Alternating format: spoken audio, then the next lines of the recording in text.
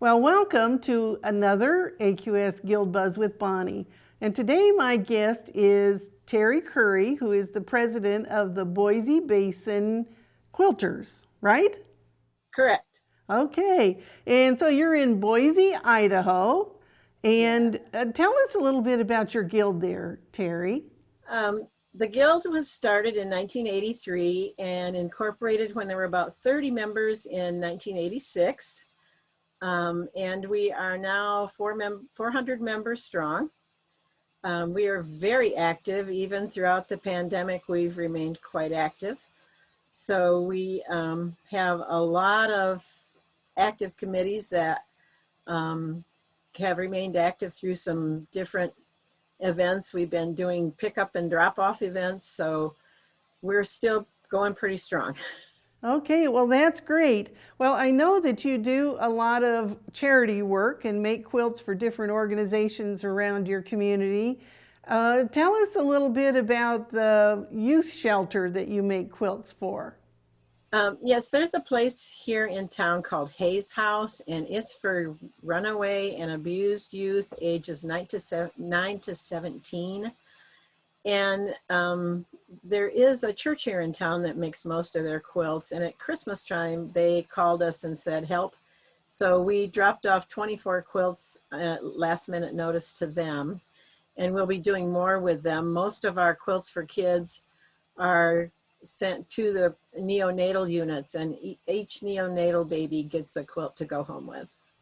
Well, that's exciting for the parents too, then, isn't it? Yes. Well, I know that one of the things that you told me about was your Schoolhouse education program, so that your guild members can learn different quilting techniques. Tell us how you go about doing that and how it's set up. We have a facility here in town that has allowed us to rent their little educational room. And we've even kept going during the pandemic because it's large enough that we could social distance. And so our past presidents usually teach things like Y seams and how to inset circles and all kinds of fun classes geared a lot toward beginners. And so every month on a Saturday, they get together for the entire day and can go and learn from a past president on simple techniques. And it's been done for several years, quite a long time now, and it's very popular. Well, and I think we can all use a refresher on those darn Yeah. Y seams, can't we? And you know That's what? true. People are coming up with different ways to insert circles too. Right. So, you know what? There's always something we can learn, isn't there? Right. We even did one on dyeing fabric, which was really popular among all of our members. So we've done a lot of various things. Yes. All right. Well, I see that you have a beautiful quilt hanging behind you. So you must do a raffle quilt every year. That is our raffle quilt. Of course, we didn't have a quilt show last year nor this year, but it's still with us. So we're going to have it at our next quilt show, and we do raffle one every year. So our quilt show committee is about 20 people. We have it as a facility of 55,000 square feet at the Expo Center. So it's one of the largest in the West. Well, let's go back to your quilt just a minute because I'm curious to know how it looks to me like you have some foundation pieced blocks in there and you've got some beautiful applique. So how do you distribute that to people to be able to get it made? There is a group of ladies, usually between 8 and 10, that are responsible for it. And they get together and do that and meet as even kind of a quilting bee toward the end of the project.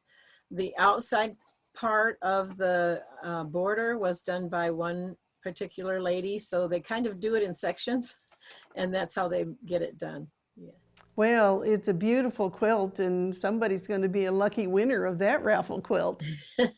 Yeah, they will Well, be. now I know, like many people, when we have disasters around the country, like fires, what did your group do for the fires out in your area? We have very prolific quilters out here. We, on really short notice, supplied 88 quilts, and we sent those to the Portland area, there was a town called Estacada, and they were pretty well hit with the wildfires there. And then about 3 weeks later, we sent another 6 big boxes to Southern Oregon. The town of Talent and Phoenix were completely devastated by the fires. And so we provided many quilts to the fire victims in Oregon.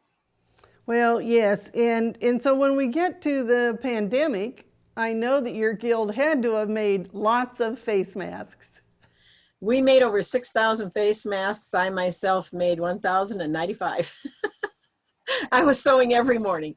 Oh, I bet you were. They went mostly to the VA hospitals. The nursing homes got many of them. The local hospital support staff, like the people that deliver meals and things, so that they could save the N95s for the medical staff. They received many of them also. Well, and I have mine right here, and so I want to encourage everybody to continue wearing these. We do need to get this pandemic under control so we can go to quilt shows again, right? Absolutely, wear your mask. Yes, for sure. I really believe we will be wearing those masks for a while, probably many months yet, until we're able to take them off and not wear them at all. And so are you planning now for your next quilt show to be in 2022? Yes, we are, and it's going to be at the Expo Center. It's on the last weekend, full weekend of September, and that's when it's always held.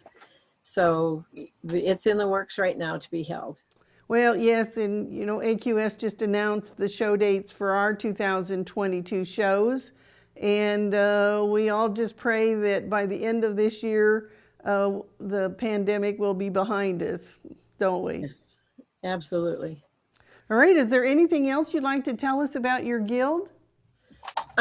We have a lot of other things that we do. Right now we're doing Zoom programs, of course, and there is an outreach that is very helpful. It's called globalquiltconnection.com. And they've been helping us with our Zoom meetings. We also have a library that we allow our members to check out books, and they can bring them back to the next meeting. That's been very helpful to them. And we also have a lot of things going on with our membership right now. We're doing a big membership drive, and we call it our drop-off pickup events.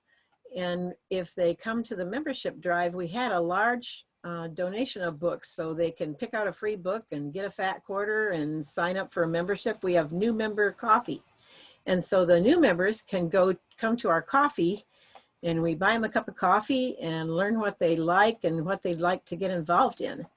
So I think that's how we become so active, is we try to get people active.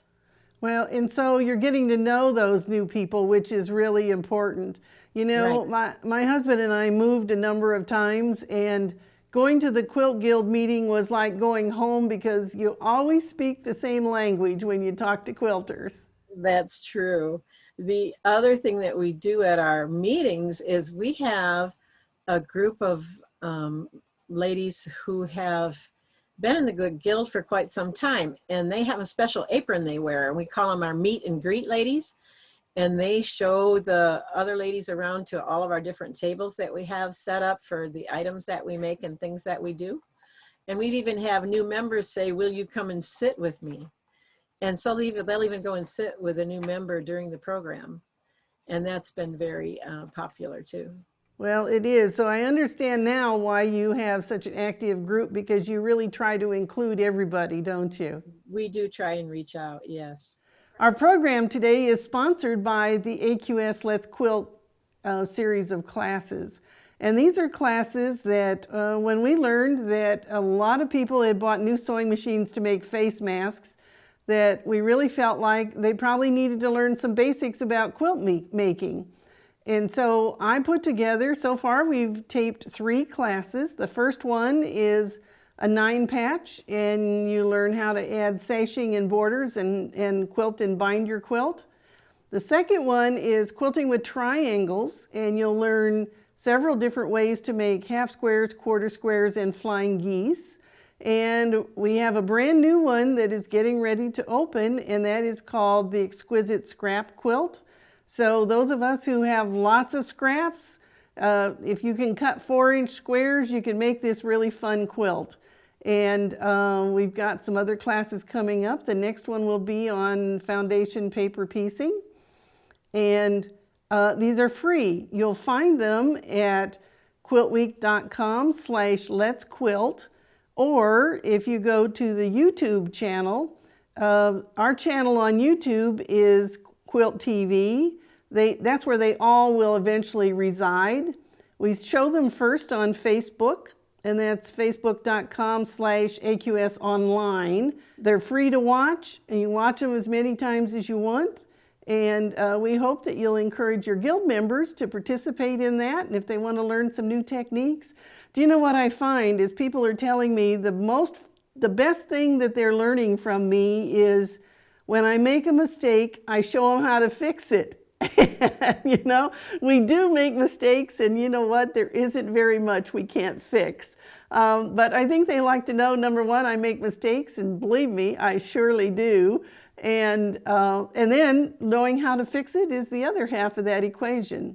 So I want to thank you, Terri, for being with us today for AQS Guild Buzz with Bonnie. Thank you. And I hope that we'll see you again on the next AQS Guild Buzz with Bonnie, or go watch AQS Let's Quilt, the beginner series. Thank you for having me.